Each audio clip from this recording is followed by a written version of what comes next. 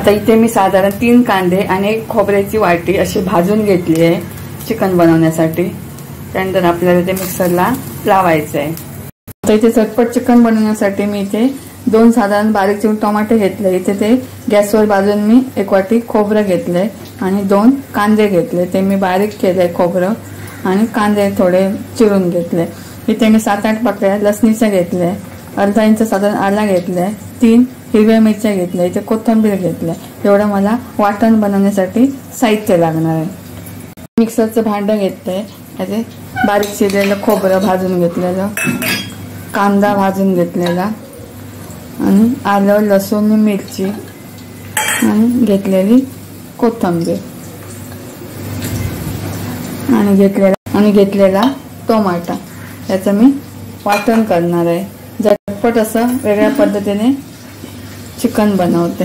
आता हे मी मिक्सरला लावून घेते। आता हे मी मिक्सरला वाटण तयार करून घेतलं। वाटण माझं तयार झालं बारीकसर। आता मी इथे पसरट भांडं घेतलंय, त्यामध्ये साधारण अर्धा कांदा फोडणीसाठी घातला।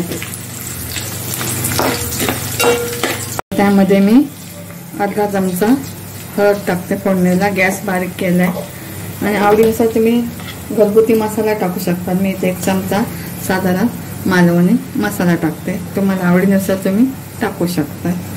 तिखट जेवढं हवं असेल तेवढं मी साधारण 1 चमचा टाकल्यानंतर ते परतून घेते। आता माझा मसाला चांगला परतलाय। आता मी केलेलं वाटण आहे ते पण त्या मसाल्यामध्ये परतून घेते, कमी प्रमाणात घालते।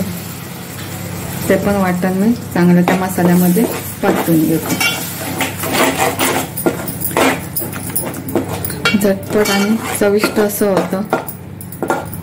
ते वाटण पण बघा छानपैकी मी मसाल्यामध्ये परतून घेतले। आता त्यामध्ये मी चवीनुसार मीठ टाकते आणि इथे मी साधारण अर्धा किलो बोनलेस चिकन घेतले, ते पण टाकते। ते काय मॅरिनेट वगैरे काही केलं नाही, असं टाकते। ते पण चांगलं परतून घेते। आता आपल्याला हे घट्टसरच करायचं आहे, त्यामुळे अगदी शिजण्यापुरतीच मी मिक्सर धुवून पाणी टाकते